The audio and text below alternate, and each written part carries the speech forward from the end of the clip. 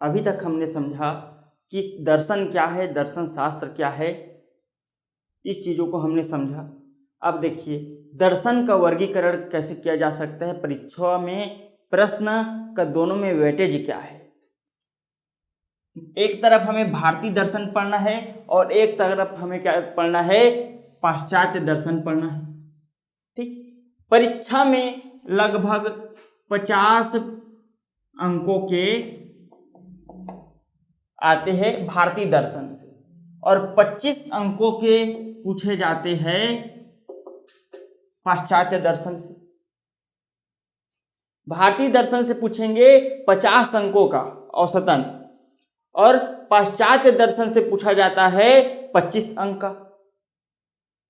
ठीक है, तो इसे पढ़ने से पहले हमें एक चीज जानना पड़ेगा कि भारतीय दर्शन और पाश्चात्य दर्शन में ऐसा क्या है जो दोनों को अलग अलग विभाजित करना पड़ा।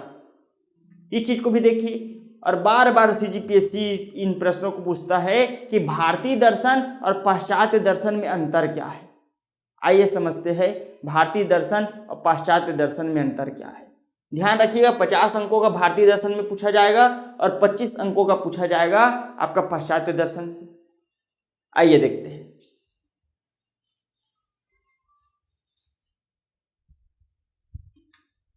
देखिए भारतीय दर्शन की जो उत्पत्ति हुई है, भारतीय दर्शन की जो उत्पत्ति हुई है वो दुखों से मुक्ति के लिए हुई है। भारतीय दर्शन की जो उत्पत्ति हुई है वो दुखों से मुक्ति के लिए हुई है।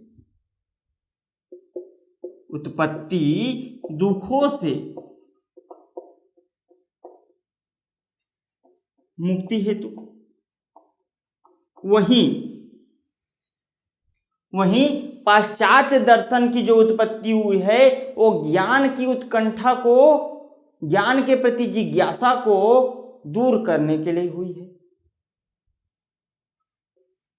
ज्ञान के प्रति उत्कंठा, उत्कंठा को बोल सकते हैं तड़प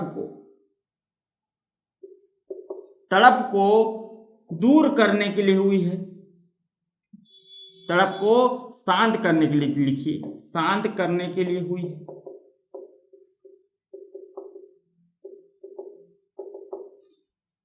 दर्शन, भारतीय दर्शन जो है ये जो है संस्कृति एवं सभ्यता एवं धर्म से क्या है, गहरा संबंध रखता है। भारतीय दर्शन का धर्म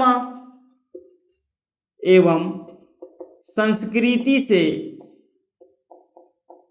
गहरा संबंध है। वहीं पाश्चात्य दर्शन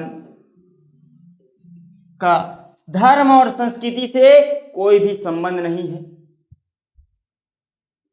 धर्म एवं संस्कृति से कोई संबंध नहीं है।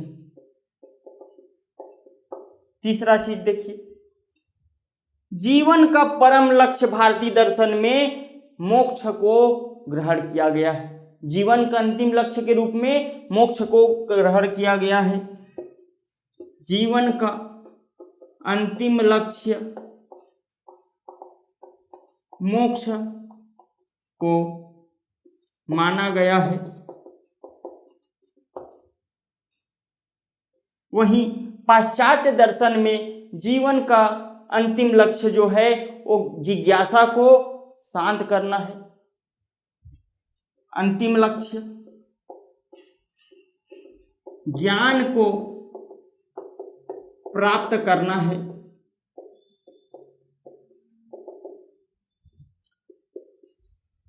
चौथा पॉइंट, भारतीय दर्शन जो है ये केवल वस्तु के संदर्भ में जानने की बात नहीं करता।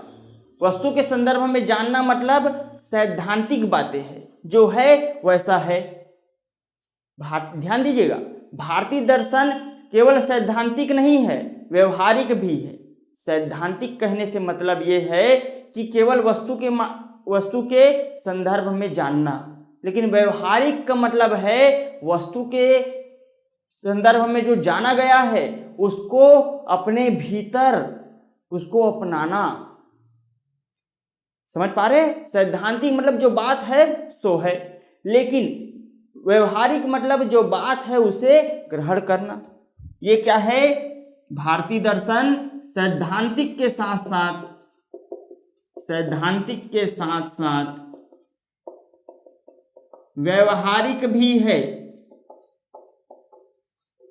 वहीं पाश्चात्य दर्शन जो है केवल सैद्धांतिक है, वस्तु क्या है यहीं तक वह सीमित हो जाता है, उसका व्यवहार उसका अंगीकरण पर बल नहीं देता। ये क्या है? व्यवहारिक है। पाश्चात्य दर्शन की प्रकृति व्यवहारिक है। ये रहा आपका भारतीय दर्शन और पाश्चात्य दर्शन में अंतर, जो कि क्या है 4 नंबर में आपसे पूछा जाएगा। भारतीय दर्शन और पाश्चात्य दर्शन में अंतर। 2 नंबर में अगर आपसे पूछा जाएगा भारतीय दर्शन की विशेषताएं लिखिए, तो आपको लिखने हैं ये बिंदु। आपको अगर पूछा जाता है पाश्चात्य दर्शन की विशेषताएं लिखिए, तो आपको ये बिंदु लिखना है। अगर पूछा जाएगा भारतीय दर्शन और पाश्चात्य दर्शन में अंतर क्या है, तो आपको ये दोनों चीज़ों को क्या है आपको लिखना पड़ेगा। धीरे धीरे ये बिंदु क्यों आई है, सिलसिलेवार तरीके से जब आप पढ़ते जाएंगे आप बेहतर तरीके से इससे समझ पाएंगे। उम्मीद करता हूँ कि ये चीज़ें आप बेहतर तरीके से समझ गए होंगे।